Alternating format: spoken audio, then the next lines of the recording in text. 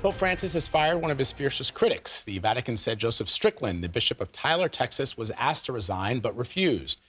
Strickland's removal comes after the church investigated his governance of the diocese earlier this year. Strickland has accused Pope Francis of, quote, undermining the deposit of faith. For more on this, we're joined by Josh McElwee. He's a news editor for the National Catholic Reporter.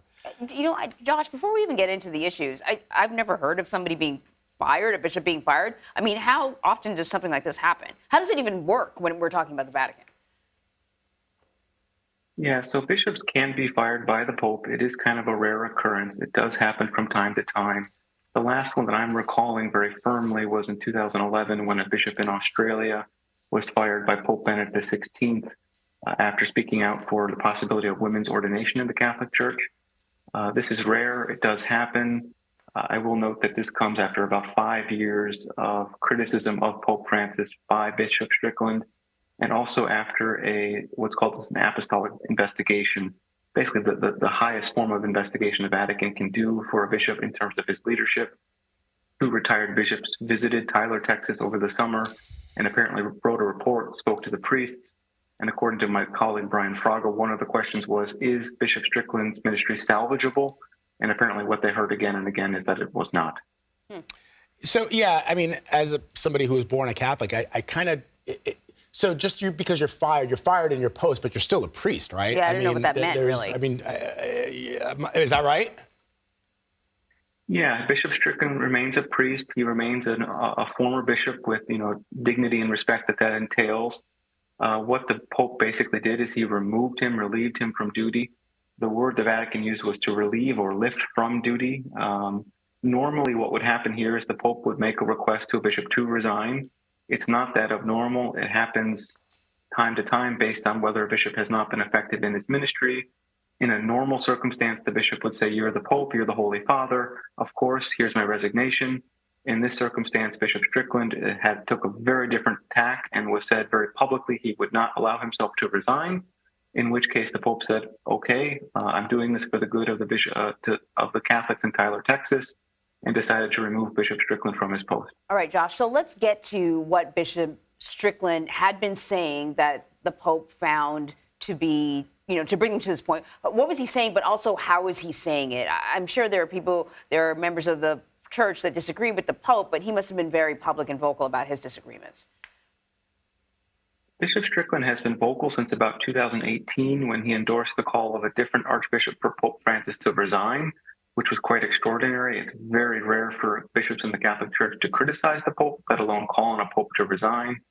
He had been very vocal on Twitter. He attracted some 125,000 followers on Twitter, which I think is more people than he has in his diocese in Tyler, Texas.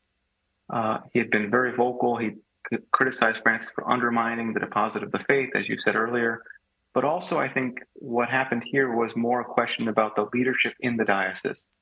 So the Vatican sending two former bishops to investigate this bishop's handling of his diocese is a very clear sign that they're worried that the Catholics in Tyler are not being cared for, that something has gone wrong in the leadership. And I suspect that was probably what led Pope Francis to act. He had waited 5 years. He'd been under this criticism from Bishop Strickland. I'm sure Pope Francis has other things to worry about than a bishop in Texas going on Twitter, but clearly he was concerned for the people in Tyler. I guess I just want to sort of get a sense of what does this say about the Pope's leadership, his leadership style. Certainly, we've been getting a sense that he may be kind of more open than other popes, but at the end of the day... Sounds like he's still like a boss. It's like, if you criticize me, you're out. Yeah, at the end of the day, he doesn't deviate substantially from, church doctrine, really. Or the Vatican is a corporation. That's true, too.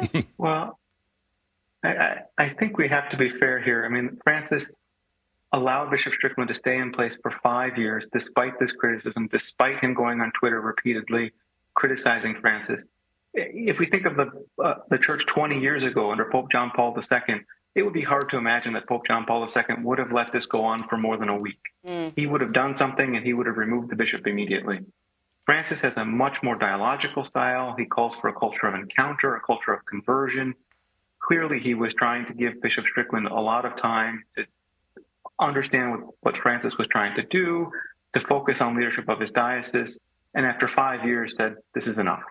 It well, does no other strike pope me. has had to deal with Twitter. With Twitter That's trolls. true. But it does also strike me, Josh, that now this former bishop will be unleashed. He'll be able to say whatever he wants without any fear of retribution from the Pope because he's no longer under his yoke, right? So in a way, it's like something we've seen going back to the dawn of religion itself, where there's always somebody in the religion who disagrees with the person at the top.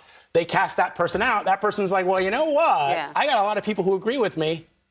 Look out. But perhaps without the title, his influence may not be as great. I don't know. I don't know. Well, we'll see. This doesn't happen very often, which is why we're talking about it. Josh McElwee, thank you very much. Thanks for having me.